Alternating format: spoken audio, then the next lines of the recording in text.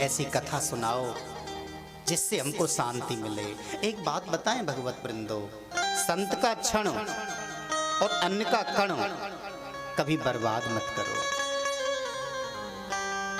किसी संत के पास जाकर फालतू के प्रश्न मत करो कि मेरी फैक्ट्री कैसे चलेगी, मेरा बिजनेस कैसे चलेगा, मेरी नौकरी। अब कई बार तो होते ना मजाकिया लोग होते, बोले बाबा मेरा हाथ देख के बताओ मेरी नौकरी कब लगेगी, बाबा मेरा हाथ देख के बताओ मेरे को बच्चे कब होंगे, मेरी शादी कब होगी। ऐसे होते ना कुछ लोग। अरे भैया, हाथ में थोड़ी लिखा है कि कब शादी होगी, हाथ में थोड़ी लिखा है कि कब नौकरी लगेगी। ये सब तो हमारे कर्मों में लिखा हुआ है, हमारे हाथ में नहीं है, हमारे भाग्य में है। रेखाएं तो बदलती रहती हैं। ऐसा बताया गया है कि 2.5 वर्ष के बाद में हमारी जो रेखाएं होती हैं वो धीरे धीरे चेंज हो जाती हैं, बदल जाती हैं। जैसे एक गर्म पानी है, दूसरा ठंडा पानी है। आप गर्म पानी में हाथ डालोगे तो हाथ जलेगा, आप ठंडे पानी में हाथ डालोगे तो हाथ ठंडा हो जाएगा। तो जहाँ पर आपका हाथ होगा, जैसे आपके कर्म होंगे, जैसा आपका भाव होगा, जैसे हमारे विचार होंगे, उसी को देखकर परमात्मा हमको फल देता है। तो संत के पास जाकर फालतू के प्रश्न मत करो। संत के पास जाकर तो केवल एक प्रश्न करो कि हमें गोविंद की प्राप्ति कैसे होगी, हमें परमात्मा की प्राप्ति कैसे होगी, हमें आनंद की प्राप्ति कैसे होगी। श्री शौनक जी कहते हैं कि हे सूत जी, इह घोरे कलो प्रायो जीवस्यासुरतां गता क्लेश क्रांत सितस्सेवा सूधने किं परायणम् कृष्णं प्राप्तिकरं सस्वत् शाश्वतं साधनं तद्वः। हे प्रभु, आप हमें बताइए कि हमें भगवान की प्राप्ति कैसे होगी। तब श्री सूत जी महाराज बोले कि हे शौनक जी, आपने बड़ी सुंदर बात पूछी है। हे शौनक जी, कि काल व्याल मुख ग्रास त्रास निर्णास हेतवे श्रीमद्भागवतं शास्त्रम् कलौ कीरेण भासितम्। हे शौनक जी, काल व्याल मुख ग्रास, ये जीवन कैसा है? जैसे अजगर का मुंह खुला हो और अजगर के मुंह में हम बैठ जाएं। हमारा जीवन कब तक सुरक्षित है? जब तक अजगर ने अपने मुंह को खोल रखा है। जैसे अजगर अपने मुंह को बंद कर लेगा, हमारा भी प्राणांत हो जाएगा। तो ऐसे ये संसार क्या है? संसार है काल व्याल मुख ग्रास। ग्रास माने गस्सा। जैसे रोटी का टुकड़ा हमने हाथ में लिया, वो कब तक सुरक्षित है? जब तक हाथ में है। जैसे मुंह में जाएगा स्वाहा हो जाएगा। ऐसे ही ये जो पूरा संसार है, चारों तरफ काल ही काल है, हर जगह काल है। घर में पंखा चला के सो रहे तो ऊपर पंखा भी काल है, बेड पे सो रहे तो बेड भी काल है। कब नीचे गिर जाए, कब सिर में चोट लग जाए, क्या पता। गाड़ी में बैठ के जा रहे हैं तो वो भी काल है, कब गाड़ी पलट जाए। कहने का मतलब हर जगह काल ही काल है। क्याल व्याल मुख ग्रास त्रास निर्णास हेतवे श्रीमद्भागवतं शास्त्रम कलो कीरेण भासितम। सूत जी कहते हैं कि हे शौनक जी, इस काल रूपी संसार में श्रीमद्भागवत कथा जो कि हमें इस काल से परे कर सकती है, हमें गोविंद की प्राप्ति करा सकती है। शौनक जी बोले, भगवान आपने तो हमारे लिए बड़ी बड़ी कथाएं सुनाई, बड़े बड़े पुराण सुनाए, शास्त्र सुनाए, लेकिन ये भागवत कथा ये कौन सी कथा है? तब श्री सूत जी बोले कि हे सौनक जी, ये श्रीमद् भागवत कथा ऐसी कथा है जो कि देवताओं को भी दुर्लभ है। एक बार की बात, जब राजा परीक्षित को श्राप मिल गया तो राजा परीक्षित गंगा किनारे पहुंच गए। श्री सुखदेव जी महाराज राजा परीक्षित के पास आए और जैसे ही श्री सुखदेव जी महाराज राजा परीक्षित को कथा सुनाने लगे, उसी समय देवता इंद्र के मन में विचार पैदा हुआ, चलो हम भी पृथ्वी लोक चलें और वहां जाकर हम भी कथा सुने। बोले कथा में जा रहे हैं तो कुछ लेके भी जाना चाहिए। अब स्वर्ग में सबसे अच्छी चीज क्या है? बोले अमृत। अमृत से बड़ा तो कुछ है ही नहीं, चलो अमृत ले चलते हैं। अब इंद्र ने, और वो भी देखिए कोई एक बूंद दो बूंद अमृत नहीं, अमृत का कलश। जबकि देवता तो अमृत के लिए कुछ भी कर सकते हैं। अमृत को पाने के लिए देवताओं ने कितना यत्न किया। अमृत को पाने के लिए भगवान ने मोहिनी अवतार बनाया, धन्वंतरी अवतार बनाया, कच्छप अवतार बनाया, और देवता उस अमृत के कलश को लेकर श्री सुखदेव जी के पास पहुंच गए। अब वहां पर तो बड़े बड़े ऋषि मुनि बैठे हुए थे, हजारों लाखों की संख्या में ऋषि मुनि थे। अब देवताओं को कहीं स्थान मिला नहीं। अब देवताओं ने इंद्र से कहा। इंद्र बोला चिंता मत करो, अभी व्यवस्था करता हूं। इंद्र धीरे धीरे धीरे धीरे ऋषि मुनियों के बीच में से निकलते हुए और आगे पहुंच गए। जैसे कई लोगों की आदत होती है ना, आते बाद में हैं लेकिन आगे बैठने का प्रयास करते हैं, ऐसे इंद्र ने सोचा मैं सबसे आगे जाऊंगा। इंद्र पहुंच गया, सुखदेव जी को प्रणाम भी किया और श्री सुखदेव जी से कहने लगे कि हे भगवान, हमने सुना है कि राजा परीक्षित को मरने का श्राप मिल गया है। हे भगवान, हम अमृत लेके आए हैं, इस अमृत को आप राजा परीक्षित को पिला दीजिए और राजा परीक्षित अमर हो जाएंगे, और इसके बदले में आप हमें श्रीमद् भागवत कथा सुना दीजिए। अब श्री सुखदेव जी महाराज ने अमृत की तरफ देखा, फिर देवताओं की तरफ देखा, फिर राजा परीक्षित की तरफ देखा। अब परीक्षित की ओर इशारा किया, परीक्षित क्या तू अमृत पीना चाहता है? परीक्षित ने इशारा कर दिया, ना भगवान, मुझे अमृत नहीं पीना। श्री सुखदेव जी महाराज देवताओं से कहने लगे कि एवं विनमये जाते सुधाराज्ञा प्रपीयताम प्रपश्यामो वयं सर्वे श्रीमद्भागवतामृतम्। एवं विनिमय, विनिमय विनिमय माने होता है व्यापार, आदान प्रदान करना, क्रय विक्रय, विनिमय करना। अब श्री सुखदेव जी सोचने लगे, ये देवता, ये तो व्यापारी बन के आए हैं, ये तो सौदागर बन के आए हैं। अरे भाई, इनको कथा सुननी होती तो आ जाते, बैठ जाते, कथा सुन लेते।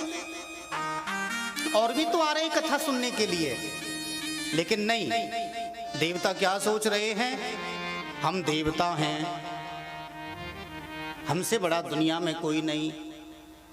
ये पृथ्वी लोक के मनुष्य, ये राजा परीक्षित, इन सब से मैं बड़ा हूं, और मैं अपने बलबूते पर, अपने अमृत के घमंड में आकर के इंद्र देवता ने भागवत जी का भी अपमान कर दिया, क्योंकि भागवत जी का कभी क्रय विक्रय नहीं हो सकता है। भागवत जी कोई क्रय विक्रय का सामान थोड़ी है, बोले बदले में अमृत पी लो, कथा सुना दो, ये कोई अदला बदली थोड़ी हो सकती है भागवत जी की। और देखिए भगवत वृंदो, मैं बड़ी अचंभे की बात बताऊं आपके लिए। श्री सुखदेव जी महाराज ने देवताओं से क्या कहा? अरे देवताओं, जो तुम ये अमृत का कलश लेके मेरे पास आए हो ना, कि क्वे स्वदा क्वे कथा लोके क्वे काचः क्वे मणिर महान। श्री सुखदेव जी महाराज बोले कि देवताओं, क्वे स्वदा क्वे कथा लोके, कहाँ तो अमृत और कहाँ भागवत। क्वे काचः क्वे मणिर महान, कहाँ कांच का टुकड़ा और कहाँ मणि। अरे भैया, कांच का टुकड़ा क्या मणि की बराबरी कर सकता है? नहीं कर सकता। मणि तो मणि है, कांच का टुकड़ा कांच है, कांच की कोई कीमत नहीं। और मणि की कीमत, मणि तो अकीमत है, अमूल्य है। तो श्री सुखदेव जी कहते हैं, देखिए श्री सुखदेव जी महाराज ने स्वर्ग के अमृत को कांच का टुकड़ा बता दिया और भागवत कथा को मणि बता दिया। क्वे स्वदा क्वे कथा लोके क्वे काच है क्वे मणिर महान। ब्रह्मरातो विचारेवं तदो देवांच हास्यः। और देवताओं को अभक्त समझा और कथा का विक्रय नहीं किया। और वास्तव में कथा का विक्रय करना भी नहीं चाहिए। भागवत जी का क्रय विक्रय नहीं होता। हम सोचें कि महाराज जी को 10-20 लाख रुपए दे देंगे, 2-4 लाख रुपए दे देंगे, 10-20 हजार रुपए दे देंगे, ये भागवत हमें सुना दें, कभी सुनने का लाभ प्राप्त नहीं होगा।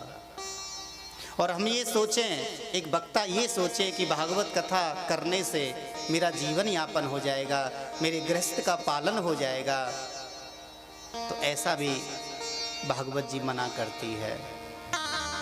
जबकि आज के समय में तो भागवत कथा एक गृहस्थ जीवन का एक साधन बना हुआ है, गृहस्थ पालन का साधन बना हुआ है। अरे भैया, गृहस्थ पालन के और भी साधन हैं। आप पंडिताई करो, कर्मकांड करो, हवन कराओ, कथा कराओ, किसी की जन्मपत्री बनाओ, किसी के बच्चे का नामकरण संस्कार कराओ, आप विवाह कराओ, विवाह में दक्षिणा लो, कथा में दक्षिणा लो, आपको जो करना है करो, लेकिन भागवत कथा का कभी क्रय विक्रय मत करो। भागवत कथा को जब श्री सुखदेव जी ने अमृत के बदले नहीं सुनाया, जिस अमृत को पाने के लिए हम बड़ा बड़ा यत्न करते हैं, बड़ी बड़ी तपस्याएं करते हैं कि हम अमर हो जाएं, उस अमरता को प्राप्त करने के लिए हम तप करते हैं, बड़ी कड़ी मेहनत करते हैं, लेकिन श्री सुखदेव जी महाराज ने अमृत के बदले कथा को नहीं सुनाया। श्री सुखदेव जी कहते हैं कि देवता यदि आकर बैठ जाते तो कथा सुन लेते, लेकिन अब ये सुनने के अधिकारी भी नहीं, ये कथा सुनने के अधिकारी नहीं। देवता वापिस लौट गए। 7 दिन तक श्रीमद् भागवत कथा चली, राजा परीक्षित की मुक्ति हो गई। अब देवता गए ब्रह्मा जी के पास, ब्रह्मा जी को प्रणाम किया। ब्रह्मा जी बोले आज कैसे आना हुआ? तो इंद्र कहने लगा ब्रह्मा जी क्या बताएं आपको, पृथ्वी लोक में श्री सुखदेव जी ने राजा परीक्षित को कोई भागवत कथा सुनाई है। हमारा भी बड़ा मन था भागवत कथा सुनने का, हम अमृत का कलश लेके गए, लेकिन उन्होंने हमको भागवत नहीं सुनाई। हम देखना चाहते हैं ये भागवत क्या है, इसमें कितनी शक्ति है। अब ब्रह्मा जी तो सब जानते हैं कि भागवत क्या है, क्योंकि सबसे पहले श्रीमद् भागवत कथा भगवान विष्णु ने ब्रह्मा जी को सुनाई,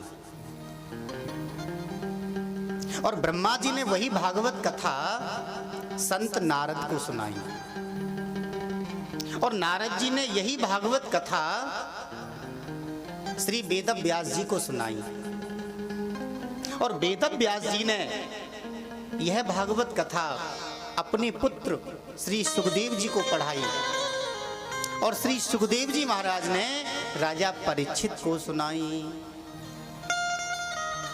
ब्रह्मा जी बोले मुझे तो पता है ये भागवत क्या है, लेकिन चलो आपके संशय को दूर कर देता हूं। अब जी ब्रह्मलोक में तराजू मंगाया गया, तराजू टांग दिया। ब्रह्मा जी देवताओं से बोले एक पालने में धर्म के सभी ग्रंथों को रख दो। अब जितने भी धर्म ग्रंथ हैं, जितने भी शास्त्र हैं, जितने भी पुराण हैं, सबको एक पालने में रख दिया,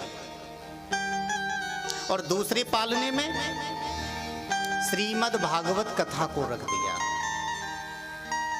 और भगवत वृंदो, श्रीमद् भागवत में ही आया है कि लघुन्य नानि जातानि गौरवेण इदम महत् तदा ऋषि गणा सर्वे विस्मयं परमं ययु। लघुन्यानि जातानि, अरे भैया वजन जिसमें ज्यादा होगा वही तो नीचे को जाएगा। अब जिसमें वजन कम है वह पलना ऊपर को उठ गया। लघुन्यानि जातानि गौरवेण इदम महत् तदा ऋषि गणा सर्वा विस्मयं परमं ययु। सभी ऋषिगण देवता आश्चर्यचकित हो गए। ये भागवत कथा, सब साधन तो रह गए हल्के, पलना झुका कथामृत का, पलना झुका कथामृत का। सभी पलने झुक गए और कथा का जो पलना है वही भारी पड़ा। ब्रह्मा जी बोले अरे देवताओ, ये भागवत कोई पोथी नहीं है, भागवत कोई किताब नहीं है, ये कोई पुस्तक नहीं है, ये तो साक्षात शब्दमय वाणी है परमात्मा की। परमात्मा का दूसरा रूप भागवत है। यही भागवत कथा एक बार नारद जी ने सनकादि ऋषियों से सुनी थी। अब सौनक जी बोले सूत जी महाराज, आपने तो बड़ी अचंभे की बात बताई, क्योंकि नारद जी ऐसे संत हैं जो एक घड़ी से ज्यादा कहीं रुकते नहीं, और सनकादि ऐसे संत हैं जो हर जगह घूमते नहीं, एक स्थान पर बैठ जाते हैं। तो नारद जी ने सनकादि ऋषियों से कथा कब सुन ली? तब श्री सूत जी महाराज बोले कि हे ऋषियों, ध्यान से सुनो। एक समय की बात है, नारद मुनि बद्र का आश्रम में बैठे हुए थे। उसी समय वहां पर सनक, सनंदन, सनातन और सनत कुमार, ये जो चारों ऋषि हैं, चारों ऋषियों का आगमन हुआ। नारद जी ने सनकादि ऋषियों को प्रणाम किया, सनकादि ऋषियों ने नारद जी को प्रणाम किया, क्योंकि नारद जी और सनकादि आपस में भाई भाई हैं। ब्रह्मा जी ने सबसे पहले सनक, सनंदन, सनत कुमार इनको प्रकट किया। उसके बाद में नारद जी और अनेकानेक ऋषियों को जन्म दिया। नारद जी ने प्रणाम किया, सनत कुमारों ने प्रणाम किया। नारद जी बड़े दुखी थे। ये जो चेहरा होता है ये एक प्रकार का कैमरा होता है।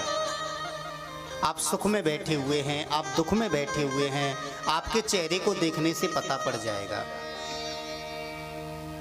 नारद जी का चेहरा लटका हुआ था, बड़े उदास, बड़े दुखी। नारद जी से सनत कुमारों ने पूछा, भैया नारद, आज आपको देखने से मालूम पड़ता है कि आप बड़े उदास हो, क्या बात है, क्या कार्य हो गया ऐसा? क्या अपराध बन गया? क्या किसी ने कुछ कहा? नारद जी की आंखों में आंसू आ गए। सनत कुमारों के सामने नारद जी रो रहे हैं। नारद जी बोले, हे सनत कुमारो, मैं क्या बताऊं तुम्हें कि अहम तु पृथ्वी या तो ज्ञात्वा सर्वोत्तमामिति पुष्करम च प्रयागम च काशीम गोदावरी तथा। मैं पृथ्वी को सबसे पुण्य लोक समझकर भ्रमण करने गया। हरि क्षेत्रम कुरुक्षेत्रम श्रीरंगम सेतुवंधनम। हरि क्षेत्र गया, कुरुक्षेत्र गया, श्रीरंगेश्वर गया, रामेश्वर गया, लेकिन भगवान मुझे कहीं भी शांति नहीं मिली। गृहस्थियों के घर पहुंचा तो आपस में लड़ाई झगड़ा, असंतोष। फिर सोचा गृहस्थी तो दुखी हैं, चलो सन्यासियों के आश्रम पर चलूं। और जब सन्यासियों के यहां पहुंचा, वहां भी देखा हर जगह माया जाल, कंचन कामना कीर्ति में लिप्त हैं। मुझे कहीं भी शांति नहीं मिली। सत्यम नास्ति तपा शोचम दया दानम न विद्यते उदरम ऋणो जीवा बराका कूट भाषिणा। सत्यम नास्ति, कोई भी सत्य नहीं बोलता। तपा शोचम दया दानम न विद्यते, दया बहुत कम रह गई है। तप को तो छोड़ ही दिया। उदरम ऋणो जीवा, यानी कि पेट को भरने के लिए बच्चों को पढ़ने के लिए स्कूल भेजा जाता है। बोले पेट भरना सीख जाओगे, जबकि शिक्षा का मतलब ये थोड़ी है कि केवल हम पेट भरना सीखें। शिक्षा को प्राप्त करने के बाद, शिक्षा को प्राप्त करने के बाद तो हमारे जीवन में संस्कार आते हैं। और यदि आज की बात कहें तो पढ़े लिखे दुनिया में बहुत हैं, बड़े बड़े पदों पर बैठ गए, शायद उनके अंदर संस्कार भी ना हो। शिक्षा का मतलब ही संस्कार है। शिक्षा का मतलब कोई ये थोड़ी है कि हम पेट को भरना सीखें। लेकिन नारद जी क्या कह रहे हैं कि हे सनत कुमारो, मैंने कलयुग में मैंने क्या देखा? उदरम ऋणो जीवा बराका कूट भाषणा। हर जगह झूठ। व्यक्ति अपने लाभ के लिए कुछ भी बोल देता है, अपने लाभ के लिए दूसरों को कष्ट में डाल देता है, संकट में डाल देता है। अपना लाभ हो जाए, मुझे संतुष्टि मिल जाए,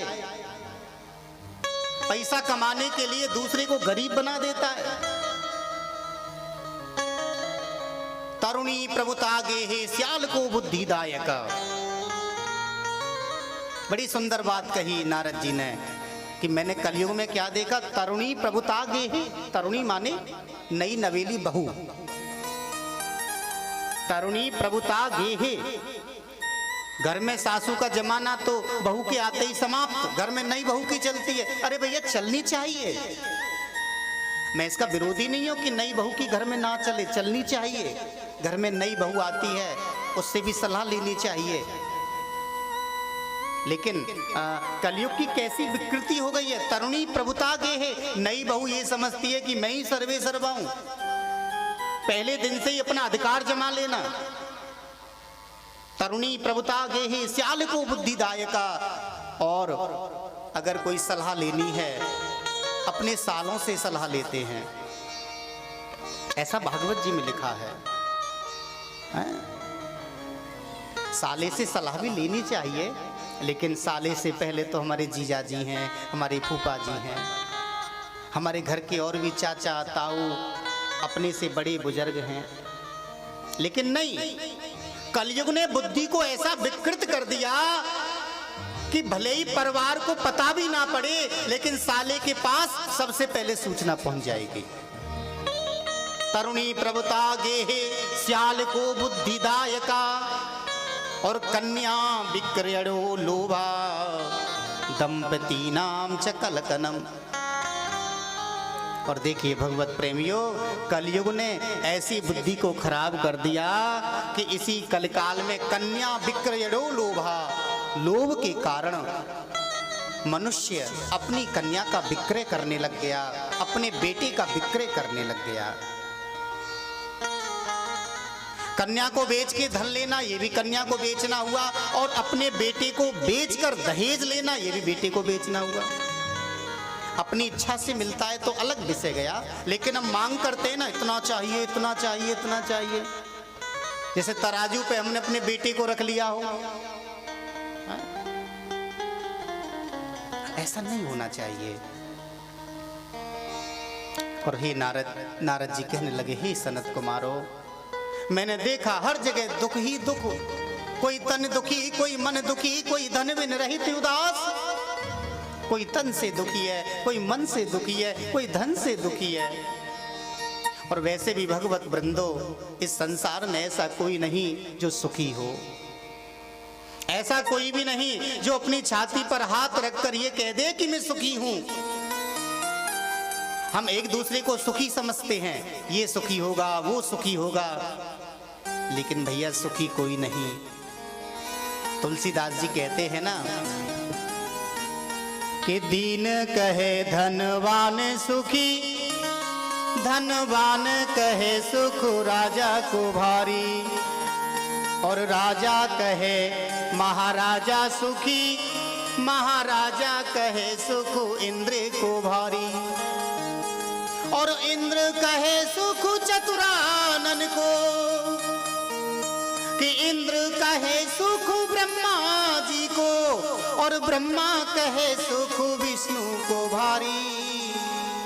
और तुलसीदास विचार करे, हर भजन बिना सब जीव दुखारी। तुलसीदास विचार करे, प्रभु भजन बिना सब जीव दुखारी। एक गरीब कहता पैसे वाला सुखी होगा, पैसे वाला कहता है राजा सुखी होगा, राजा कहता भैया सुखी मैं भी नहीं, सुखी तो इंद्र देवता होगा। इंद्र से पूछा क्या तुम सुखी? बोले ना भैया ना, सुखी मैं भी नहीं। बोले तेरे को काहे का दुख है? बोले मेरे को भी दुख है। पृथ्वी लोक में कोई भजन करने लग जाए, कोई तपस्या करने लग जाए, कोई दान करने लग जाए, कोई पुण्य करने लग जाए, कोई कथा सुनाने लग जाए, तो मुझे द्वेष हो जाता है, मुझे दुख हो जाता है। कहीं इंद्र ना बन जाए, कहीं मेरे पद को ना ले ले, क्योंकि इंद्र एक पद का नाम है, इंद्र किसी देवता का नाम नहीं है। जैसे मुख्यमंत्री किसी देवता का नाम नहीं, किसी मनुष्य का नाम नहीं, प्रधानमंत्री किसी मनुष्य का नाम नहीं। प्रधानमंत्री एक पद है, राष्ट्रपति एक पद है, राजा भी एक पद है। राजा कोई मनुष्य का नाम थोड़ी है, राजा भी पद का नाम है। जो सिंहासन पर बैठा हुआ है वो राजा है। ऐसे इंद्र भी एक पद है। बोले फिर सुखी कौन है? बोले ब्रह्मा जी जरूर होंगे, उन्होंने सृष्टि बनाई है। अच्छा ब्रह्मा जी क्या आप सुखी हो? ब्रह्मा जी बोले भैया सुखी मैं भी नहीं। बोले आपको क्या दुख है? बोले मुझे भी दुख है। अब कोई भी तपस्या करने लग जाए तो मुझे जाना पड़ेगा, और जाना पड़ेगा मुझे वरदान भी देना पड़ेगा, और ऐसे ऐसे असुर मेरे से ऐसे ऐसे वरदान मांग लेते हैं, बाद में मुझे दुख होता है।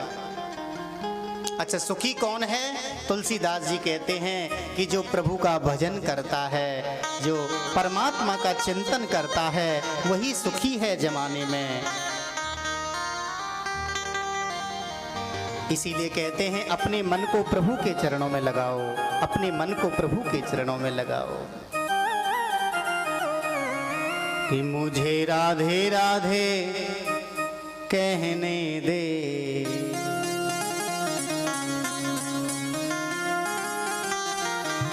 मुझे राधे राधे कहने दे, ओ पापी मन रुक जा जरा, मुझे राधे राधे कहने दे, पापी मन रुक जा जरा। ऐसा नहीं है कि मन पापी हो, मन पापी नहीं है, लेकिन यहाँ पर हमने मन को पापी बताया। ये जो मन है ना, बड़ी जल्दी पाप आ जाता है। इसीलिए कहते हैं अपने मन को प्रभु के चरणों में लगाओ। मुझे राधे राधे कहने दे, ओ पापी मन रुक जा जरा, मुझे राधे राधे कहने दे, ओ पापी मन रुक जा जरा। मुझे राम राम कहने दे, ओ पापी मन रुक जा जरा, मुझे राम राम कहने दे, पापी मन रुक जा जरा। रुक जा जरा रे मन रुक जा जरा, रुक जा जरा रे मन रुक जा जरा, रुक जा जरा रे मन रुक जा जरा, रुक जा जरा रे मन रुक जा जरा। मुझे राधे राधे, मुझे राधे राधे, मुझे राधे राधे कहने दे, ओ पापी मन रुक जा जरा, मुझे राधे राधे कहने दे, ओ पापी मन रुक जा जरा। जय हो।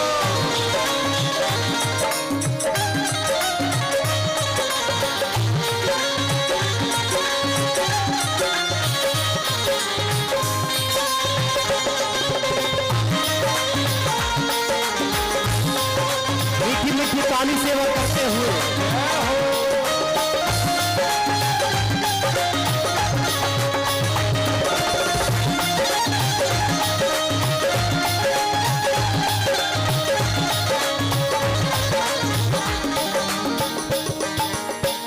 गर्व में प्रभु से जो वादा किया है, गर्व में प्रभु से जो वादा किया है, गर्व में प्रभु से जो वादा किया है, गर्व में प्रभु से जो वादा किया है, अब तक मैंने ना पूरा किया है, अब तक मैंने वो पूरा किया है, अब तक मैंने ना पूरा किया है, अब तक मैंने वो पूरा किया है। मुझे वादा, मुझे वादा, मुझे वादा निभाने दे, तो पापी मन रुक जा जरा, राधे राधे बोल जरा, ओ पापी मन रुक जा जरा।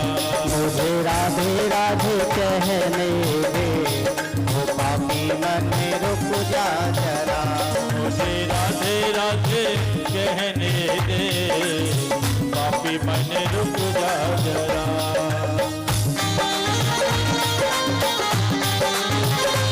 बाटे बिहारी लाल की जय हो।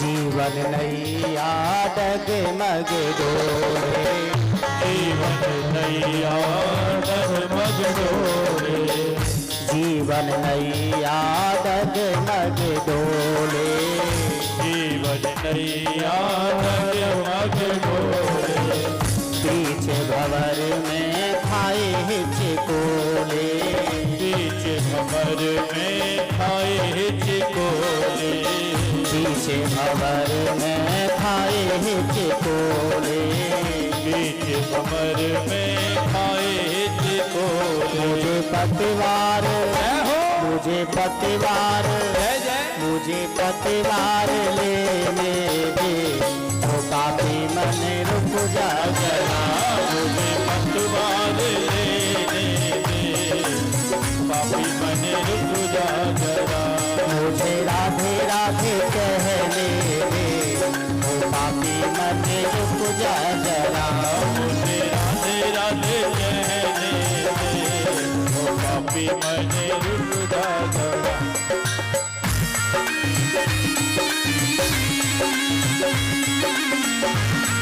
मीठी मीठी ताली सेवा करते हुए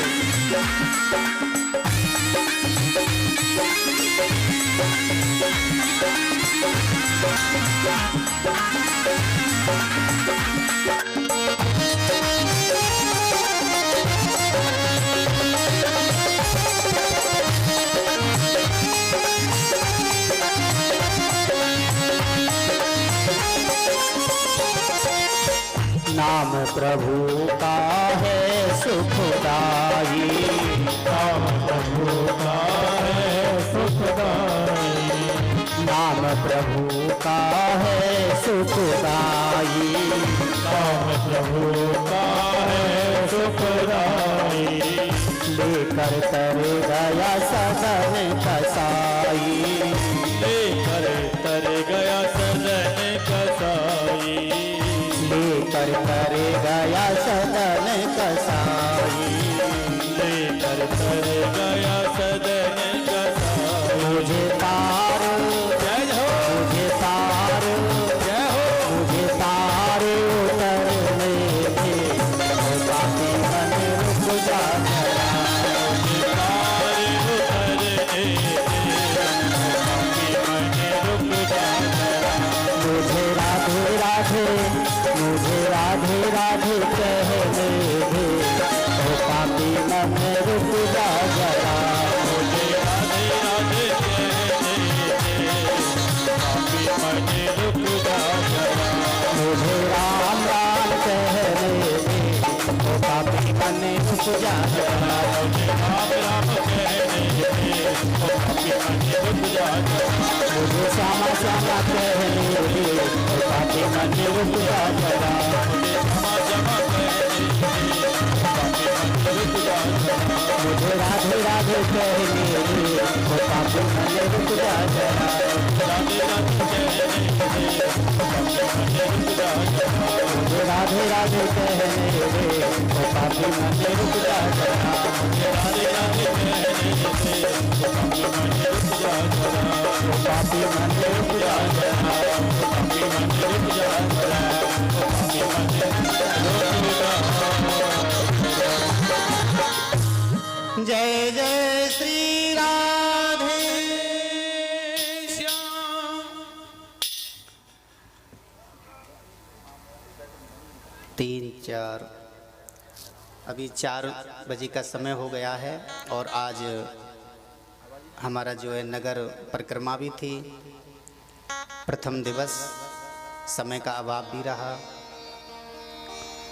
एक तो कल से कथा जल्दी प्रारंभ होगी।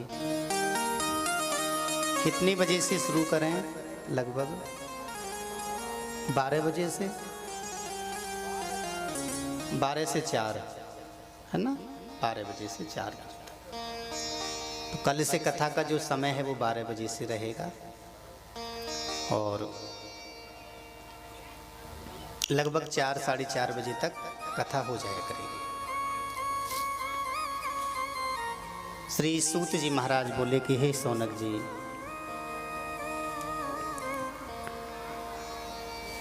नारद जी कहने लगे सनत कुमारों से कि हे सनत कुमारों, मुझे कहीं भी शांति नहीं मिली, हर जगह दुख।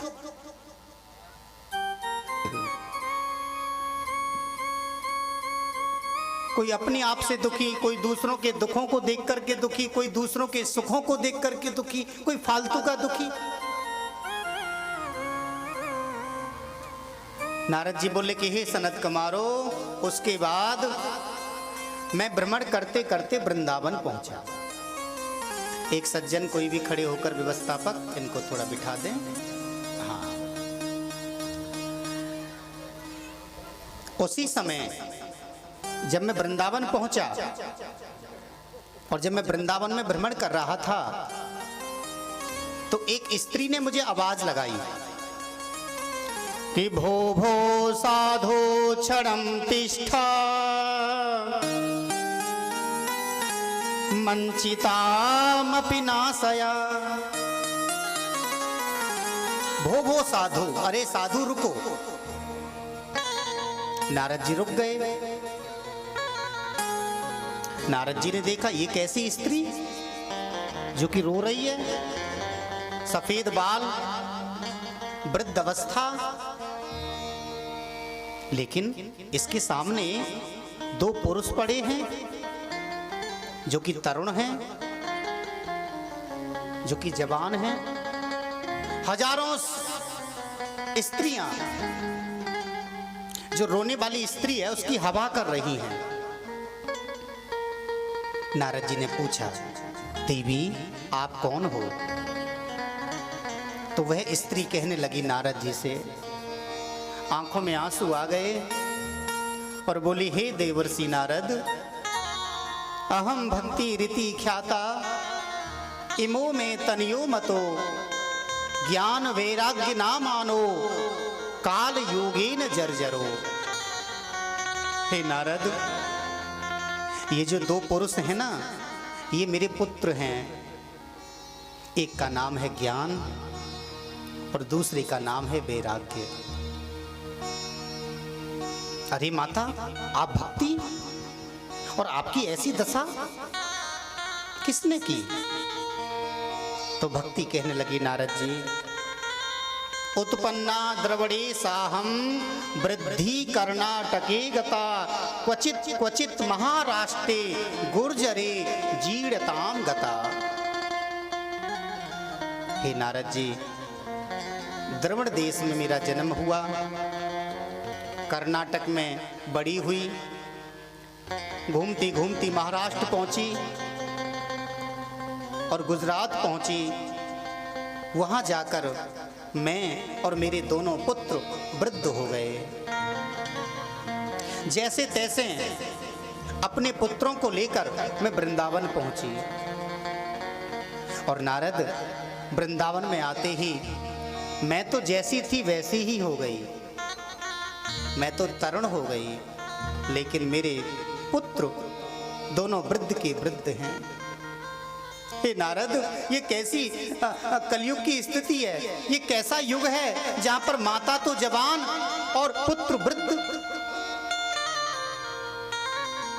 नारद जी, आप कोई उपाय करो। दर्शनम तब लोकस्य सर्वदा घाहरम परम। हे नारद जी, मैंने तो सुना है आपका दर्शन करने से मनुष्य के सभी पाप नष्ट हो जाते हैं। नारदो देव दर्शन। तो नारद जी, आप मेरी व्याधि को भी समाप्त करो, मेरे दुख को भी दूर करो। नारद जी ने वेदों का पाठ सुनाया, 17 पुराण सुना दिए, लेकिन ज्ञान वैराग्य अपनी स्थान पर अचेत के अचेत पड़े रहे। नारद जी ने फिर कान में गीता जी सुनाई। अब गीता जी को सुनकर एक बार को तो ज्ञान वैराग्य को होश आया, आंखें खुली, लेकिन जैसे गीता जी का पाठ संपूर्ण हुआ, उन्हें जमीन पर गिर पड़े। अब नारद जी विचार करने लगे कि इन दोनों का बुढ़ापा कैसे दूर होगा। उसी समय आकाशवाणी हुई कि सत्कर्म सूचिको नूनम। हे नारद, अगर ज्ञान वैराग्य का बुढ़ापा दूर करना चाहते हो तो सत्कर्म करो। नारद जी बोले कि हे सनत कुमारो, मैं बड़े बड़े ऋषियों के पास गया और मैंने पूछा मैं कौन सा सत्कर्म करूं जिसके करने से ज्ञान वैराग्य का बुढ़ापा दूर हो जाए, लेकिन कोई भी मुझे जवाब नहीं दे पाया। अब आप ही बताओ मैं कौन सा सत्कर्म करूं। तब श्री सनत कुमार कहने लगे, हे नारद,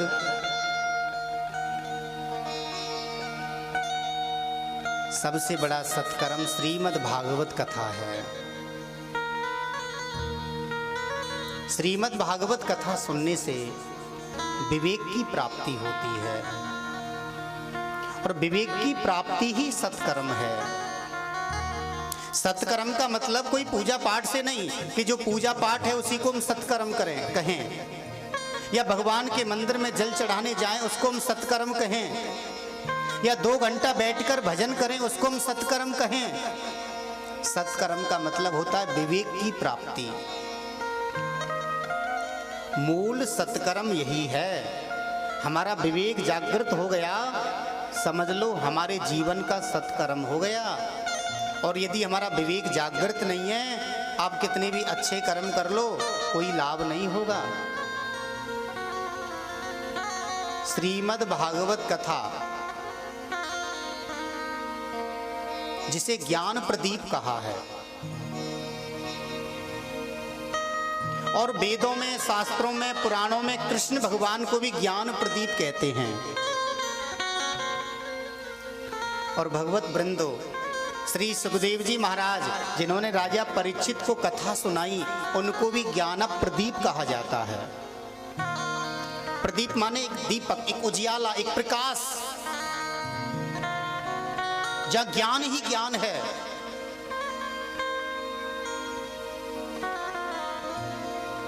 वक्ता, वक्तव्य और विमर्शन, ये तीनों ही ज्ञान प्रदीप हैं। और जब तक ज्ञान पैदा नहीं होगा तब तक वैराग्य भी नहीं आएगा। ज्ञान वैराग्य केवल भागवत के द्वारा ही आ सकते हैं। इसलिए नारद, आप भक्ति के दुख को दूर करने के लिए श्रीमद् भागवत कथा का आयोजन करो। अच्छा, कहां किया जाए, कौन करेगा? हे सनत कुमारो, आपसे बड़ा विद्वान कौन है? आप ही हमको कथा सुनाइए। कहां पर कथा करनी है? बोले हरिद्वार में। अच्छा, हरिद्वार को कई लोग हरिद्वार भी कहते हैं, कुछ हरिद्वार भी कहते हैं। हरिद्वार का मतलब भगवान विष्णु का द्वार, और हरिद्वार का मतलब शंकर भगवान का द्वार। और देखिए, वेद व्यास जी कितने बड़े विद्वान हैं। उन्होंने भागवत जी में ना तो हरिद्वार कहा ना हरिद्वार कहा, क्योंकि उन्होंने सोचा यदि मैं भागवत जी में हरिद्वार कहूंगा तो लोग ये समझेंगे कि हरिद्वार शंकर भगवान का द्वार है, और हरिद्वार कहूंगा तो ये समझेंगे कि भगवान विष्णु का द्वार है। इसलिए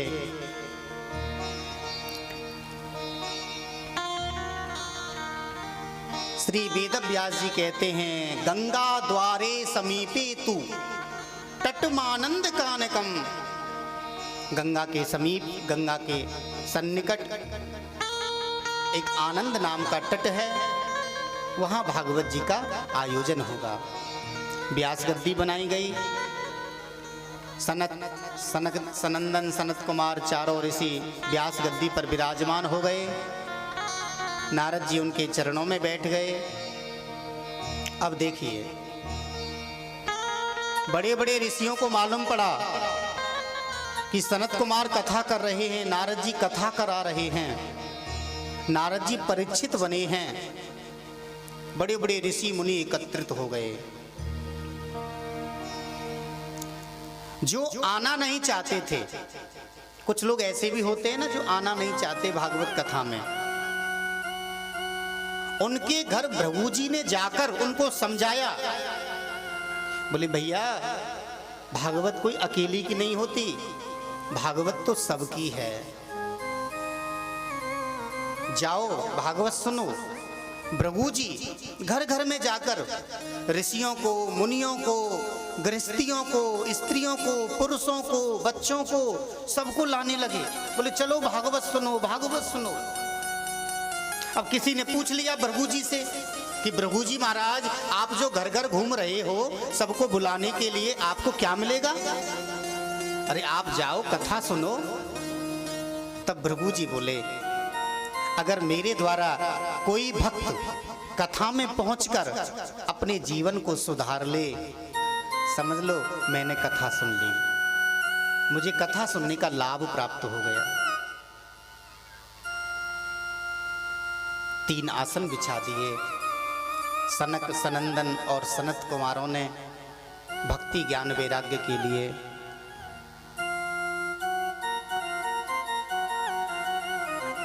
भक्ति माता प्रकट हो गई और उसी समय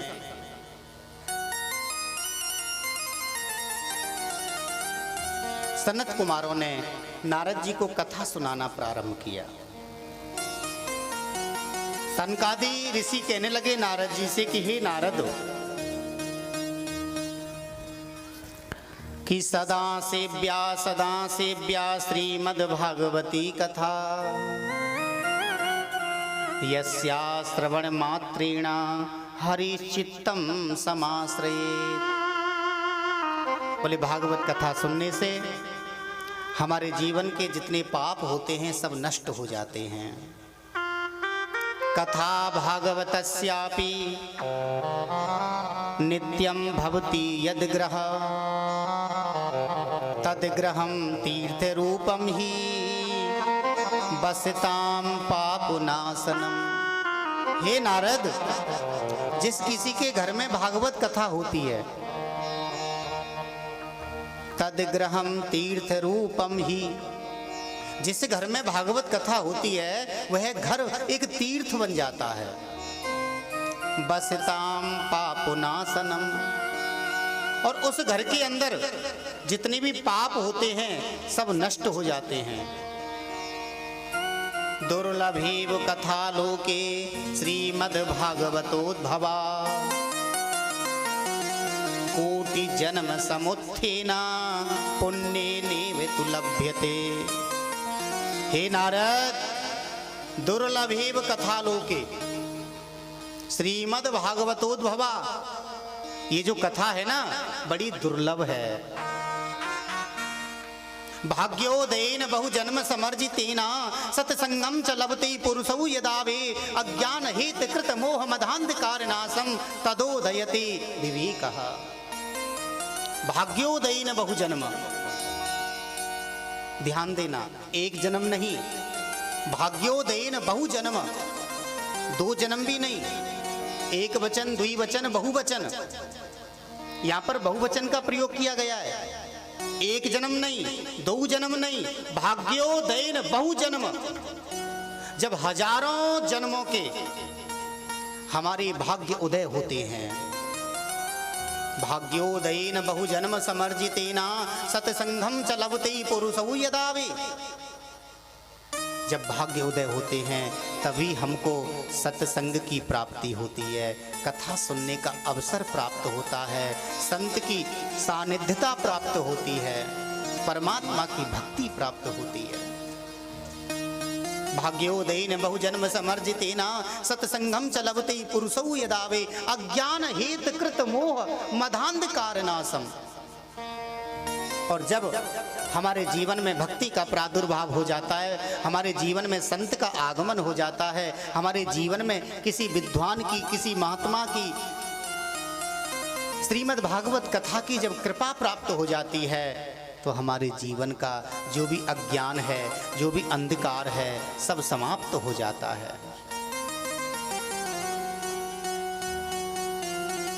निम्न गानाम यथा गंगाम देवानाम अच्युतो यथा, वैष्णनाम यथा शंभो देवानाम अच्युतो यथा। जैसे नदियों में श्री गंगा जी सबसे श्रेष्ठ नदी हैं। गंगा से ज्यादा परम पवित्र पावन कोई भी जल नहीं। जैसे जलों में गंगा जल, देवताओं में भगवान विष्णु, वैष्णवों में जैसे शंकर भगवान, उसी प्रकार से सभी पुराणों में, सभी शास्त्रों में श्रीमद् भागवत कथा श्रेष्ठ है।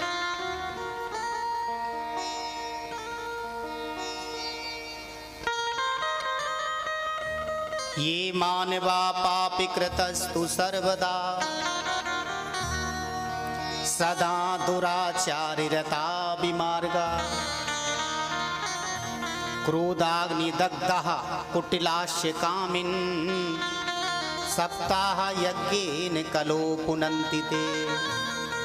ध्यान देना भगवत प्रेमियों, सनत कुमार क्या कहते हैं कि हे नारद, ये मानवा पापी कृतस्तु सर्वदा, अगर कोई मनुष्य जिसने जीवन भर कोई पुण्य कर्म ना किए हो, ये मानवा पापी कृतस्तु सर्वदा सदा दुराचारिरता विमार्गा, जो सदा ही दुराचार में लिप्त हो,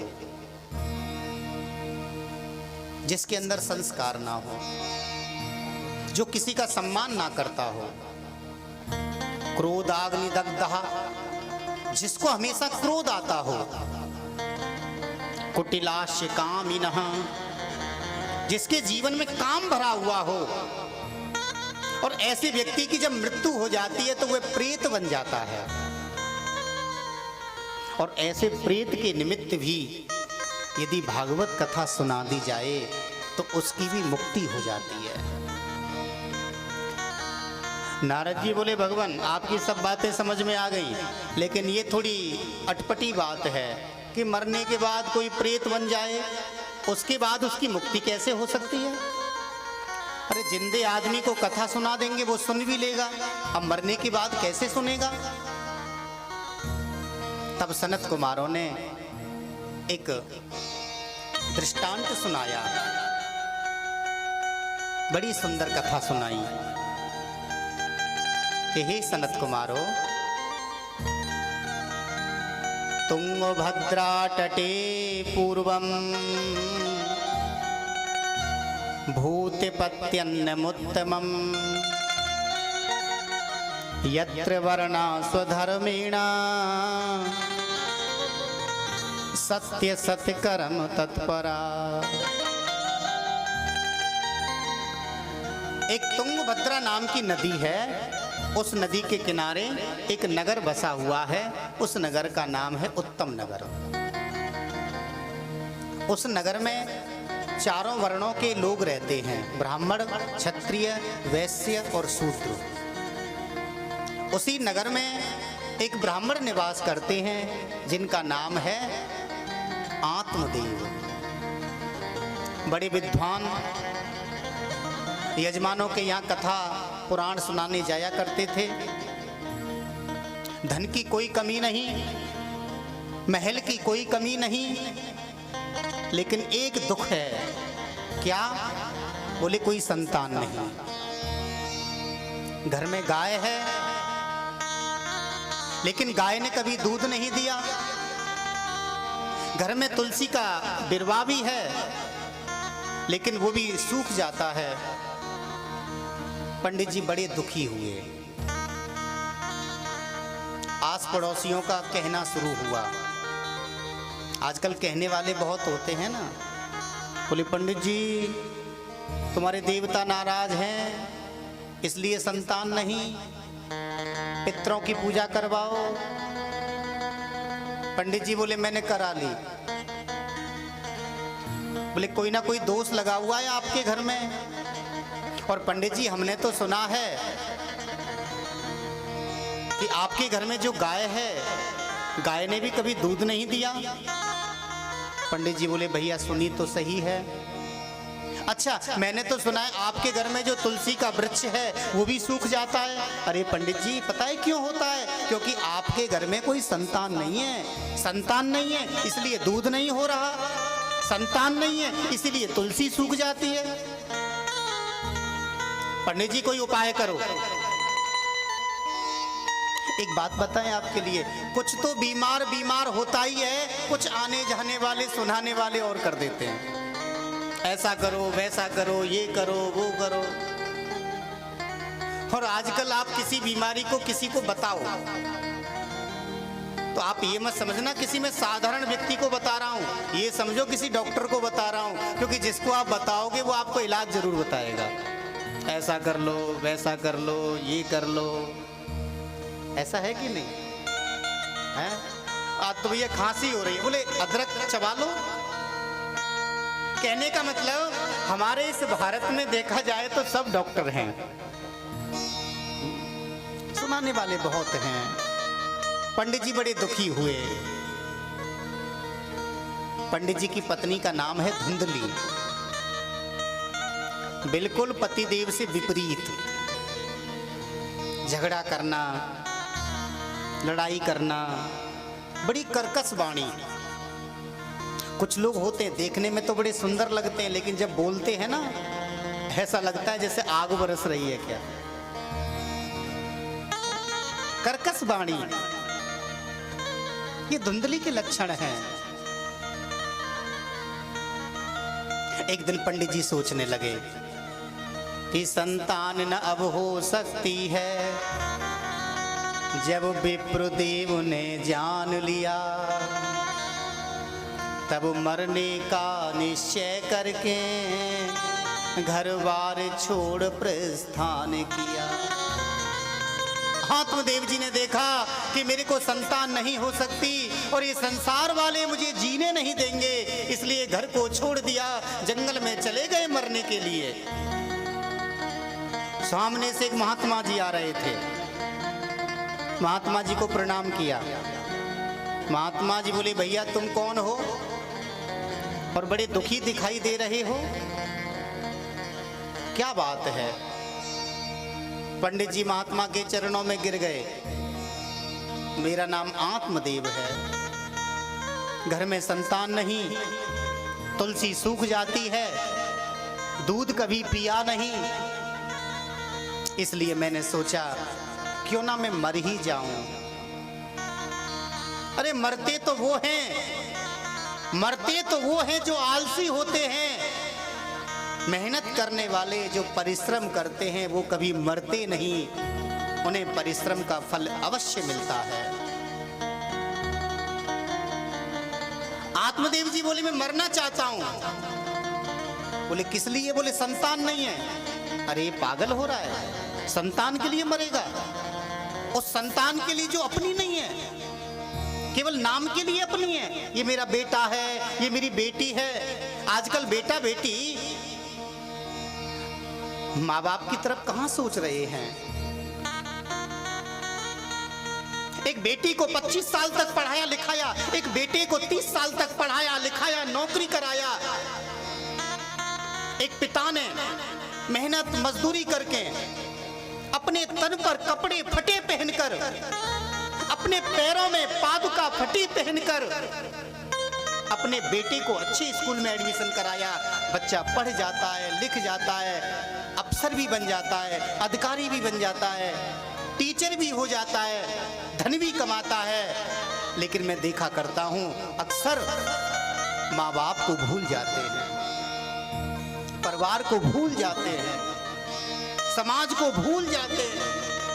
इसी माँ बाप के घर में मेरा जन्म हुआ है, इसी परिवार भाई बंधुओं के बीच में मेरा जन्म हुआ है, इसी गांव में, इसी समाज में मैं बड़ा हुआ हूँ। आज मेरे को ऐसा पद मिल गया कि मैं समाज को भूल गया, मैं दुनिया को भूल गया।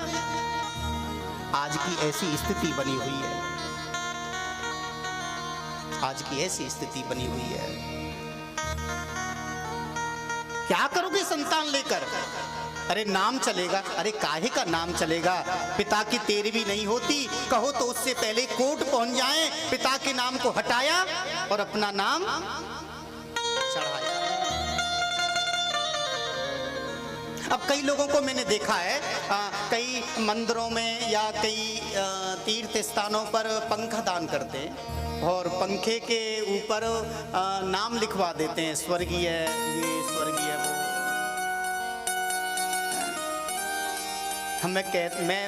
मैंने देखा एक जगह नाम लिखा हुआ था पंखे के ऊपर, स्वर्गीय रमेश चंद्र ने भेंट किया, स्वर्गीय फलाने ने भेंट किया।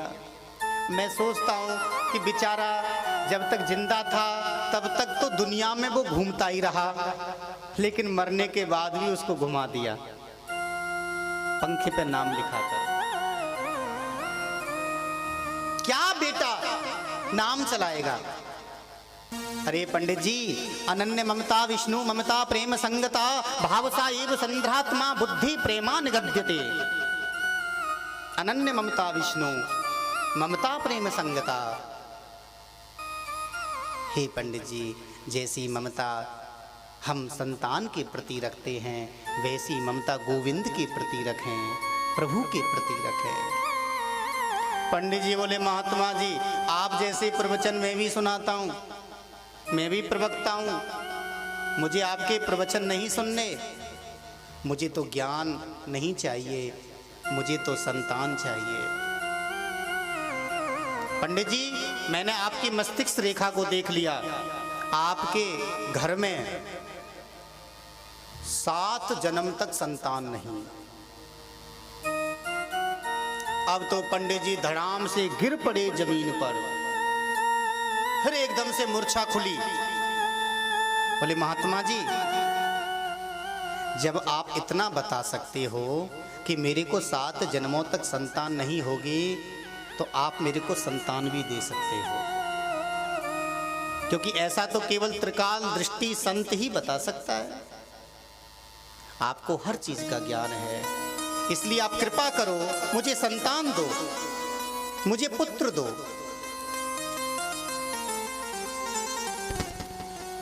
श्री सूत जी महाराज बोले कि हे शौनक जी, बहुत समझाया महात्मा ने, लेकिन पंडित जी की समझ में नहीं आया। तब महात्मा ने एक फल दिया और कहा, जाओ अपनी पत्नी को खिला देना। देखिए, संत हमेशा मनुष्य को परमात्मा से मिलाता है, उसके जीवन में ज्ञान और वैराग्य देता है। तुंगभद्रा तटे पूर्वम, ये तुंगभद्रा नाम की नदी क्या है? ये जो संसार है ना, ये तुंगभद्रा नाम की नदी है।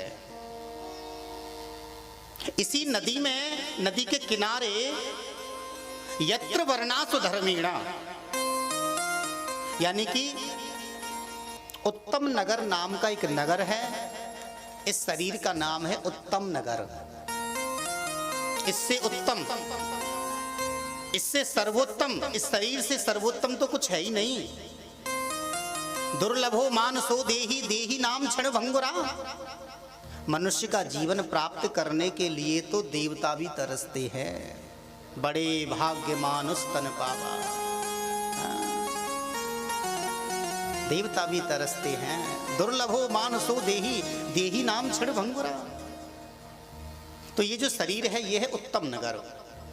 इस शरीर रूपी उत्तम नगर में चारों वर्णों के लोग रहते हैं। देखिए, हमारे शरीर में ही ब्राह्मण है, हमारे शरीर में ही क्षत्रिय है, हमारे शरीर में वैश्य भी है, हमारे शरीर में शूद्र भी है। जब हम ब्रह्मत्व को प्राप्त करते हैं, परमात्मा का चिंतन करते हैं, हमारे शरीर में ब्राह्मण प्रकट हो जाता है। जब हम अपने परिवार का पालन पोषण करते हैं, वैश्य पैदा हो जाता है। जब रक्षा करते हैं, क्षत्रिय पैदा हो जाता है। जब सेवा करते हैं तो शूद्र पैदा हो जाता है। इसी शरीर में आत्मदेव, जो आत्मा है वही आत्मदेव है। और धुंधली, धुंधली माने कुबुद्धि, जो कुबुद्धि है वही धुंधली है। आत्मदेव आत्मा का नाम है। जिसने आत्मा के अंदर परमात्मा को प्राप्त कर लिया उसे कहते हैं आत्मदेव। जिसने आत्मा के अंदर आनंद को प्राप्त कर लिया उसे कहते हैं आत्मदेव। अभी मैं थोड़ी देर पहले बता भी रहा था कि सुख शरीर को मिलता है और आनंद आत्मा को मिलता है। तो आत्मा का बोध ही आत्मदेव है। लेकिन आत्मा को बोध तो हो जाता है, लेकिन कभी कभी ये जो कुबुद्धि है ना हमारे जीवन में, कुबुद्धि, धुंधली, जिसकी कर्कश वाणी है, जो झगड़ा करती है, जो झूठ बोलती है, जो दिखावटी है, जो पाखंडी है, जो ढोंगी है। क्योंकि धुंधली ऐसी ढोंगिन थी जब पतिदेव घर से बाहर चले जाएं तो कभी पीछे वाले से झगड़ा करना, कभी सामने वाले से करना, कभी चलते हुए रास्ते में कोई जा रहा उसी से झगड़ा कर लेना। और जैसे पतिदेव आए लौट करके, तो पतिदेव जैसे द्वार पर आए तो हाथ में जल का लोटा लेके खड़ी हो जाए पति का सम्मान करने के लिए, और ऐसा लगे जैसे सती अनुसुईया के बाद इसी का नंबर हो। कुछ लोग होते ना दिखावटीपन, अंदर से कुछ और होते हैं, बाहर से कुछ और होते हैं, उनके अंदर दिखावा होता है। परमात्मा कहते हैं मुझे दिखावा पसंद नहीं, मुझे दिखावे की आवश्यकता नहीं है, मुझे तो निर्मल मन चाहिए। मोह कपट छल छिद्र न भावा। छल छिद्र ये मुझे अच्छे नहीं लगते, मेरे लिए तो निर्मल मन बनाओ। आत्मदेव को फल दिया, ये फल क्या है? फल ही तो ज्ञान वैराग्य है। आत्मदेव जी को समझाया महात्मा ने, आत्मदेव जी की समझ में नहीं आया। आत्मदेव जी क्या करें? नहीं मुझे तो संतान चाहिए। तब महात्मा ने सोचा अब मैं दूसरे तरीके से इसको ज्ञान दूंगा, फल दे दिया। उस फल के द्वारा धुंधली ने फल को नहीं खाया, धुंधली ने उस फल को गाय को खिला दिया, अपनी बहन से बेटा ले लिया, उस बेटे का नाम रख दिया धुंधकारी। मेरा नाम है धुंधली, इसका नाम है धुंधकारी। और जिस फल को गाय को खिलाया और गाय के गर्भ से जिस बच्चे का जन्म हुआ उसका नाम है गौकर्ण। महात्मा ने पंडित जी को समझाया, पंडित जी की समझ में नहीं आया, तब महात्मा ने फल दिया और फल देकर समझाया। कैसे? जो धुंधकारी है, जो धुंधकारी है और जो गौकर्ण है, धुंधकारी महाखला, धुंधकारी जब दुष्ट निकला, मलीच निकला, तुर्क निकला, तो एकदम से पंडित जी को वैराग्य पैदा हो गया। पंडित जी को महात्मा जी समझा रहे थे, वैरागी बना रहे थे, पंडित जी की समझ में नहीं आया। जब महात्मा ने फल दिया और उस फल के द्वारा ही समझो, फल तो जबकि गाय को खिलाया, लेकिन उस फल के द्वारा ही समझो जो धुंधकारी ने जन्म लिया, धुंधकारी ने पंडित जी के लिए वैराग्य दिला दिया। क्योंकि गौकर्ण पंडितो ज्ञानी धुंधकारी महाखला, जो गौकर्ण था वो तो पंडित हुआ, ज्ञानी हुआ, महात्मा हुआ, लेकिन धुंधकारी महाखला, धुंधकारी दुष्ट हुआ, पापी हुआ। गौकर्ण के द्वारा ज्ञान की प्राप्ति हुई। पंडित जी दुखी बैठे हुए थे, देखा मेरा बेटा कुपुत्र निकल गया, तो पंडित जी रोने लगे। बोले महात्मा जी ने समझाया था क्या करोगे पुत्र लेकर, पुत्र नहीं होता तो 2-4 साल रोते हैं, और पुत्र होने के बाद यदि कुपुत्र निकल जाए तो हमें जीवन भर रुलाता है। आज मेरा पुत्र कुपुत्र निकल गया। तब गौकर्ण जी आए और गौकर्ण जी ने आत्मदेव को ज्ञान दिया।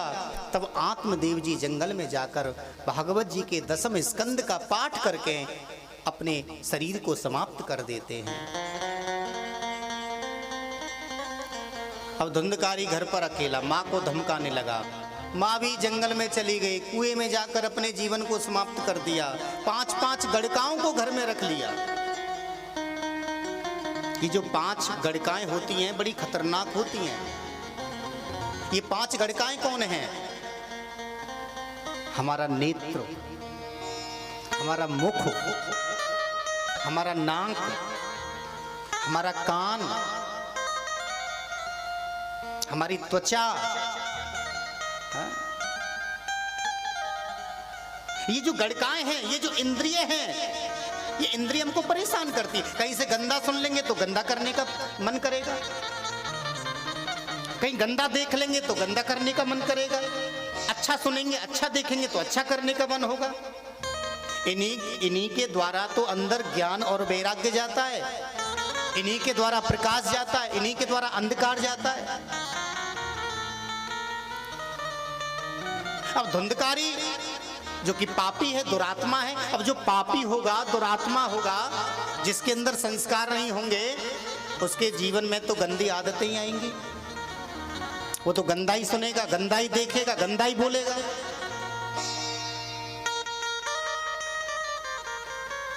अब जैसे मैंने देखा है गांव में, यहाँ भी बच्चे बैठे हुए हैं बहुत, लेकिन बच्चों को तो क्या दोष दें।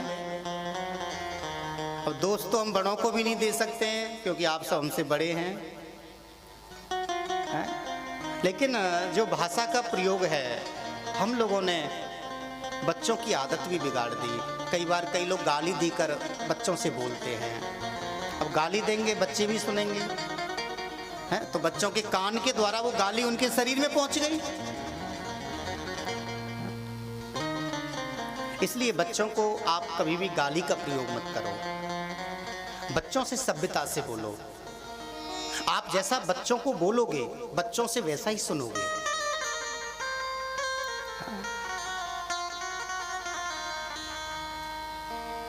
पांचों गड़काओं ने धुंधकारी को मार दिया,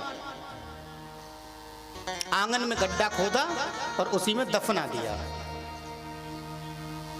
धुंधकारी प्रेत बन गया। जिसकी अधोगति होती है वह प्रेत बनता है। एक दिन गौकर्ण जी महाराज पधारे। गौकर्ण जी रात्रि में अपने घर में रुके। रात्रि में धुंधकारी आया, गौकर्ण को परेशान करने लगा। तब गौकर्ण ने पूछा, भाई तू कौन है? उसी समय एक छाया हाथ जोड़कर खड़ी हो गई और कहने लगी, अहम भ्राता त्वदीयोस्मि धुंधकारी तो नाम नहा। मैं आपका भाई हूं, मेरा नाम है धुंधकारी। अच्छा, मैंने तो तुम्हारे लिए पिंड दान किए, लेकिन गति नहीं हुई। धुंधकारी बोला, भैया गौकर्ण, मेरे लिए कितने भी पिंड दान करो, कुछ नहीं होगा, क्योंकि मैंने पाप ही ऐसे किए हैं। मैंने अपनी माँ का अनादर किया, और जो अपनी माँ का अनादर करते हैं भगवान भी उसको क्षमा नहीं करते। मैंने अपने पिता का अनादर किया, मैंने अपने घर को नरक का अड्डा बना दिया। मेरे इस घर में मेरे पिताजी वेद मंत्र बोला करते थे, मेरे पिताजी स्वस्ति वाचन का पाठ किया करते थे, मेरे घर में रोजाना आरती हुआ करती थी। मेरे घर का वातावरण बड़ा सुंदर था, लेकिन भैया मैंने अपने घर को ही बदल दिया। मैंने घर को पाप का अड्डा बना दिया, चोरी करना शुरू कर दिया, लोगों को मारना शुरू कर दिया। और भैया गौकर्ण, ऐसे व्यक्ति की कभी मुक्ति नहीं हो सकती। लेकिन भैया मैं बहुत परेशान हूं, मैं बहुत दुखी हूं, मेरी मुक्ति करा भैया। गौकर्ण जी महाराज बोले, भैया धुंधकारी, सुबह होने दे, तेरे लिए कुछ उपाय सोचूंगा। सुबह हुई, गौकर्ण जी महाराज ने अपने गांव वालों से पूछा कि प्रेत की मुक्ति का क्या उपाय है। गांव वाले बोले, भैया हमसे ज्यादा तो तू ही जानता है, हमें क्या पता, हम तो अज्ञानी हैं। तब गौकर्ण जी ने सूर्य भगवान को प्रणाम किया। सूर्य भगवान ने कहा, श्रीमद् भागवतान मुक्ति सप्ताहम वाचनम कुरु। हे गौकर्ण जी, आप श्रीमद् भागवत कथा सुनाओ, धुंधकारी की मुक्ति हो जाएगी। गौकर्ण जी महाराज ने अपने गांव में भागवत कथा का आयोजन किया। पूरा गांव एकत्रित हुआ। होना भी चाहिए। घर का कोई काम है तो घर वालों को एकत्रित होना चाहिए सबको। कई लोग मनामने करवाते हैं, बोले मेरे से तो बोला ही नहीं, मेरे से तो कहा ही नहीं। भले कल बोल दिया हो, लेकिन आज नहीं कहा, चलते समय नहीं कहा, जाते समय नहीं कहा। भले 6 दिन से फोन से बात चल रही हो कि मेरे साथ सगाई में जाना है, सगाई में जाना है। एक दिन पहले भी कहा हो कि भैया देख ध्यान मत भूल जाना, कल सगाई में जाना है। और सगाई में जाने की तैयारी हुई, वो घर बैठा हुआ है। बोले तू तैयार क्यों नहीं हो रहा है? बोले मेरे से कहा नहीं है। अरे कल बोला तो था। बोले कल की क्या है, अब नहीं कहा कि चलो तैयार होके। अरे भैया एक एक चीज का बुलावा दिया जाएगा क्या है? ऐसा नहीं होना चाहिए। अक्सर हम ऐसा देखा करते हैं, ऐसा होता है? ऐसा नहीं होना चाहिए। गौकर्ण जी महाराज ने जब भागवत कथा का आयोजन किया तो देखिए भगवत प्रेमियों, पूरे गांव में कोई बुलावा भी नहीं गया, लेकिन तो भी गांव एकत्रित हो गया। और आज का समय ऐसा है कि बुलावा भी पहुंच जाए तो भी नहीं आया। ये कथा हमको शिक्षा दे रही है, ये जो भागवत जी है ना हमको ज्ञान दे रही है। भागवत जी संपन्न हुई। अब जो धुंधकारी था, अब प्रेत का कोई शरीर तो होता नहीं, कहाँ बैठूंगा? एक वहीं पर बांस का पेड़ था, उसी बांस के पेड़ में धुंधकारी प्रवेश कर गया। अब जो बांस होता है वो पोला होता है अंदर से, अंदर जाके बैठ गया। पहले दिन की कथा हुई, पहली ग्रंथि फट गई। दूसरे दिन की कथा हुई, दूसरी ग्रंथि फट गई। और भगवत प्रेमियों, 7 दिन की कथा में 7 ग्रंथियां फट गई। एक सुंदर विमान आया। विमान में भगवान के पार्षद धुंधकारी को बुलाने लगे। धुंधकारी को विमान में बिठा लिया। जैसे विमान को चलाने लगे उसी समय गौकर्ण जी महाराज ने प्रभु के पार्षदों को रोक लिया। और गौकर्ण जी महाराज बोले कि हे प्रभु पार्षदों, कि अत्रेव बहिवासन्ति श्रोतारो मम निर्मला आनीतानि विमानानि न तेषां युगुयत्कृता। गौकर्ण जी महाराज बोले कि हे प्रभु पार्षदों, अत्रेव बहिवासन्ति श्रोतारो मम निर्मला। हे प्रभु पार्षदों, यहाँ पर कथा तो सबने सुनी, लेकिन अकेले धुंधकारी को विमान, ये तो अच्छी बात नहीं। या तो पूरे गांव वालों को आना चाहिए था, अकेले धुंधकारी को क्यों आया? तब प्रभु के पार्षद कहने लगे कि हे गौकर्ण जी, कि श्रवणस्याभिभेदेन फल भेदो त्रिसंस्थिता। श्रवणं तु कृतं सर्वे तथा मननं कृतं। हे गौकर्ण जी, सब श्रोता रूप नहीं, कुछ सोते और सरोते हैं।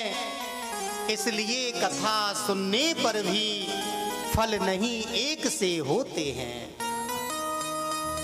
सब श्रोता रूप नहीं, सभी श्रोता एक जैसे नहीं होते। अध्यापक क्लास में सब बच्चों को पढ़ाता है, एक समान पढ़ाता है, लेकिन सबकी बुद्धि अलग अलग प्रकार की होती है। ऐसा तो नहीं कि सभी बच्चे फर्स्ट आ जाएं, सभी सेकंड आ जाएं। कोई पास भी होता है, किसी को ग्रेस भी आती है, कोई फर्स्ट भी आता है, कोई 90 प्लस लेके आता है, कोई 99 प्लस लेके आता है, और कोई 0 भी लेके आता है। जबकि अध्यापक सबको समान पढ़ा रहा है, लेकिन अंतर है। क्या अंतर है? बोले जिस समय अध्यापक, जिस समय टीचर हमको पढ़ाते हैं, किसका मन कहाँ लगा हुआ है? तो कई बच्चे तो टकटकी लगा के देखते हैं कि गुरुजी ने जो पढ़ाया है उसको अच्छे से सुने। और देखिए, सुनना ही सुनना नहीं, अध्यापक ने तो पढ़ा दिया, अब पढ़ने के बाद आप घर आ जाओ, और घर आने के बाद फिर काम मत करो, पढ़ो मत, दूसरे दिन तो भूलना ही है। तो पढ़ना ही पढ़ना नहीं, गुरुजी से पढ़ने के बाद घर आने के बाद भी होमवर्क करना, घर आने के बाद भी अध्ययन करना, घर आने के बाद भी स्वाध्याय करना, घर आने के बाद भी मनन करना। तो ऐसे ही भैया जो घर जाकर मनन करता है, होमवर्क करता है, स्वाध्याय करता है, रिवीजन करता है, वही फर्स्ट आता है। और जो नहीं करता, अब कथा तो सबने सुनी, समस्त ग्रामवासियों ने कथा सुनी, लेकिन ग्रामवासियों ने कथा सुनी केवल व्यास गद्दी तक, यानी कि व्यास जी के सामने बैठे, कथा सुनी, खड़े हुए, प्रसाद लिया, सब भूल गए। कुछ तो ऐसे भी होते हैं कथा में बैठे बैठे भी भूल जाते हैं, मैं कहाँ बैठा हूँ, कौन सी जगह बैठा हूँ। बड़ा सोचना पड़ता है, हम कैसी समाज में बैठे हैं, कैसे स्थान पर बैठे, कैसे माहौल में बैठे हैं।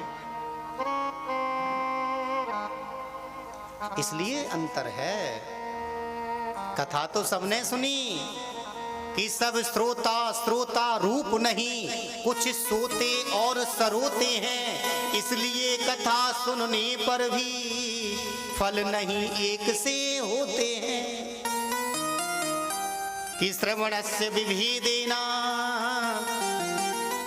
कि श्रवणस्य विविधेना फल भेदोत्र संस्थिता, श्रवणं तु कृतं सर्वेन तथा मननं कृतं। पहले होते हैं सोता, बड़ी प्यारी नींद आती है, बड़ी प्यारी, कथा में, भागवत में, कीर्तन में, सत्संग में, है? बड़ी सुंदर नींद आती है। इसीलिए तो बीच बीच में जयकारा लगाया जाता है, नींद खुल जाए। एक तो हो गए सोता और दूसरे हुए सरोता। सरोता आप सब जानते होंगे, वैसे हमारे इलाके में तो नहीं चलता, लेकिन उत्तर प्रदेश साइड में अमेठी, सुल्तानपुर, प्रतापगढ़, मनगढ़, इन क्षेत्रों में हम देखा करते हैं कि वहाँ सुपारी और ये सरोता लेके चलते हैं और सुपारी को काटेंगे सरोता से। पान का पत्ता और सुपारी रखा, सरोता, कट कट कट कट। तो सरोता कौन है? जो कथा में बोलता है, जो बातचीत करता है, एक शब्द भी मुख से निकालता है। ऐसा नहीं कि हमने तो केवल एक बार बोला है, नहीं, शुरू से और आखिर तक जो एक शब्द भी मुख से निकालता है भगवान के नाम के अलावा, वही सरोता कहलाया जाता है। अपने घर से चलो तो मौन होकर चलो। कई बार हम घर से निकलते फालतू की बातें करते हुए चलेंगे, इधर की उधर की, ये वो। अरे भैया, बड़े भाग्यों से हमको ऐसा अवसर प्राप्त होता है, बार बार तो प्राप्त नहीं होता। अगर ऐसा अवसर हमको प्राप्त हुआ है तो क्यों ना हम इस अवसर का लाभ लें। कई लोग कहते भी हैं कि हमने इतने अनुष्ठान कराए, इतना तप किया, इतना व्रत किया, इतना पूजन किया, तो भी हमको फल की प्राप्ति नहीं हुई। इसका कारण क्या है? इसका यही कारण है, हम जप करते हैं, भजन करते हैं, पूजा करते हैं, पाठ करते हैं, लेकिन करते ही करते हैं, उसे अपने जीवन में नहीं अपनाते। अगर उसे हम जीवन में अपनाएं, कथा सुनने के बाद, कथा सुनना ही सुनना कुछ नहीं है, सुनने से क्या होगा? सुनने से विवेक जागृत होगा, सुनने से हमारे जीवन में ज्ञान आएगा, हमें कोई शिक्षा मिलती है, उसको हम जीवन में अपनाएं। जो कथा सुने घर जाकर उद्धार हो जाए, जो घर जाकर के भी कथा सुने। आज गुरुजी ने क्या बताया, महाराज जी ने क्या बताया, कौन सी शिक्षा दी, हमें किसका पालन करना चाहिए, हमारे अंदर क्या बुराइयां हैं, आज जो कथा में बताया, क्या ऐसी बुराई हमारे अंदर तो नहीं? अगर हमारे अंदर है तो आज से उस बुराई का हम परित्याग करेंगे। जब ऐसी भावना हमारे जीवन में पैदा हो जाएगी और कथा सुनने के बाद उस कथा का मनन करेंगे तो हम पक्के श्रोता हो जाएंगे। अन्यथा भगवत प्रेमियों या तो सोता होंगे या सरोता होंगे, लेकिन हमें सोता और सरोता नहीं बनना, हमें तो श्रोता बनना है, परमात्मा की कथा को सुनना है। नारद जी कहने लगे, प्रभु इस कथा को कैसे सुनना चाहिए, क्या खाकर सुनना चाहिए, क्या विधान होता है? तो सनत कुमार कहने लगे कि नियम तो ऐसा है कि केवल घी पीकर कथा सुने। अब देसी घी पीकर कथा सुन नहीं सकते, क्योंकि हमारे शरीर में अब इतनी शक्ति नहीं है जो घी को पचा लें। बोले एक बार फलार कर लो, बोले ऐसा भी ना कर सके तो बोले एक बार भोजन कर लो, बोले ऐसा भी ना हो सके तो बोले 2 बार भोजन कर लो। भागवत जी में आया है कि भोजनम तु वरम मन्ने कथा श्रवण कारिकम नोपवासो वरा प्रोक्ता कथा विघ्न करो यदि। भोजन करो,